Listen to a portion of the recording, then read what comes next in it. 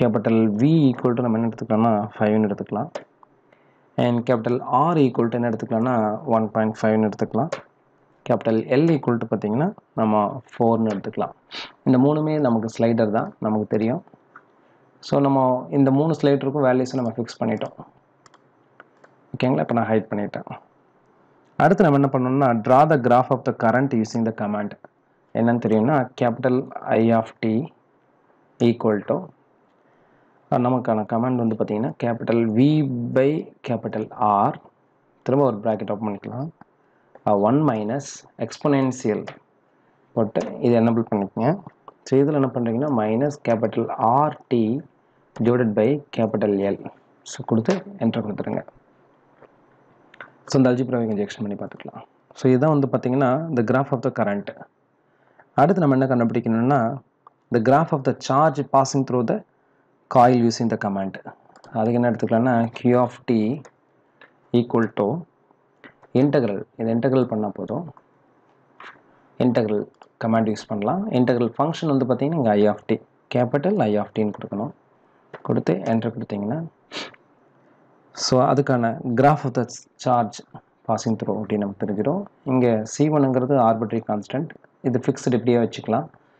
So இந்த integral பண்ண curve வந்து பார்த்திங்கன்னா மேலே இருக்கும். ஸோ அதை நம்ம மினிமைஸ் பண்ணி நம்ம பார்க்கலாம்.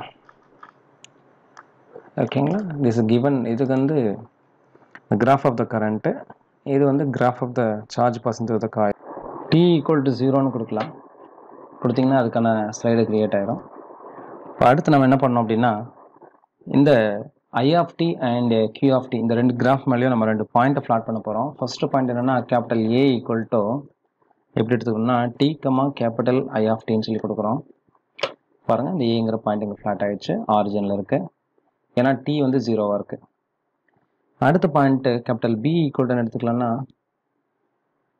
t, Q of t கொடுத்து என்ன பண்ணலாம்னா என்டர் கொடுக்கலாம். ஸோ அந்த பிங்கிற பாயிண்ட்டு கிடைச்சிச்சு.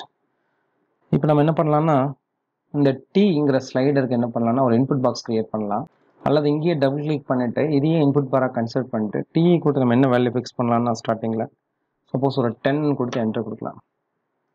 கொடுத்தீங்கன்னா இங்கே பார்க்கலாம் நீங்கள் ஏங்கிற பாயிண்ட்டு பிங்கிற பாயிண்ட்டு. ஸோ ரெண்டையுமே செலக்ட் பண்ணிவிட்டு இந்த கிராஃபிக்ஸ் முன்னாடி இருக்கக்கூடிய இந்த ஏரோ மாரை கிளிக் பண்ணிங்கன்னா ஸோ அதில் நேம் அண்ட் வேல்யூ, ஸோ அதோடைய கலரையும் நம்ம சேஞ்ச் பண்ணிக்கலாம்.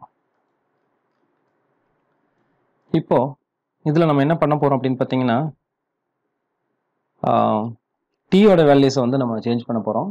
0, 5, 10, 15, 20, 25 சேஞ்ச் பண்ணும்போது நமக்கு என்ன I of t and Q of t கிடைக்குதோ அதை தான் நம்ம என்ன பண்ண போகிறோம்னா அதில் அதோடைய second coordinates of the points A and B தான் நம்ம எடுக்க போகிறோம். அடுத்து என்ன பண்ண போகிறோம்னா டீயை ஒரு 10ன்னு ஃபிக்ஸ் பண்ணிவிட்டு இந்த RL ஃபிக்ஸ் பண்ணிவிட்டு சப்போஸ் வியை மட்டும் நம்ம சேஞ்ச் பண்ணலாம். ஃபஸ்ட் என்ன போடலாம்னா 3ன்னு போடலாம், என்ன வேல்யூ கிடைக்குது. அடுத்து டபுள் கிளிக் பண்ணிவிட்டு 3க்கு பதில் என்ன கொடுக்கலாம்னா 4ன்னு கொடுத்து என்டர் கொடுக்கலாம். அதே மாதிரி V அண்ட் R ஃபிக்ஸ் பண்ணிவிட்டு எல்லை சேஞ்ச் பண்ணலாம். அடுத்து R எல்லாம் ஃபிக்ஸ் பண்ணிவிட்டு வியை சேஞ்ச் பண்ணலாம். இந்த மாதிரிலாம் சேஞ்ச் பண்ணும்போது இந்த values of I of t and Q of t என்ன அப்படிங்கிறத நம்ம என்ன பண்ணோம் அப்படின்னு பார்த்தீங்கன்னா நம்ம அவுட்புட் டேபிளில் ப்ரெசென்ட் பண்ணோம். ஸோ டீயை வந்து நம்ம என்ன பண்ணோம்னா வேரி பண்ணோம். ஸோ இங்கேருந்து நம்ம என்ன வேரி பண்ண போகிறோம்னா ஜஸ்ட்டு 0ன்னு போட்டால் என்ன கிடைக்குது, அடுத்தது 5ன்னு போட்டால் என்ன கிடைக்குது. இதே போல் நம்ம எது வரைக்கும் கொண்டு போகணும் அப்படின்னா t ஈக்குவல் டு 25 வரைக்கும் கொடுக்கும்போது நமக்கு கிடைக்கக்கூடிய இந்த I of t and Q of t உடைய வேல்யூஸ் என்ன அப்படிங்கிறது தான் நம்ம டேபிளில் அவுட்புட்டாக கொடுக்கணும்.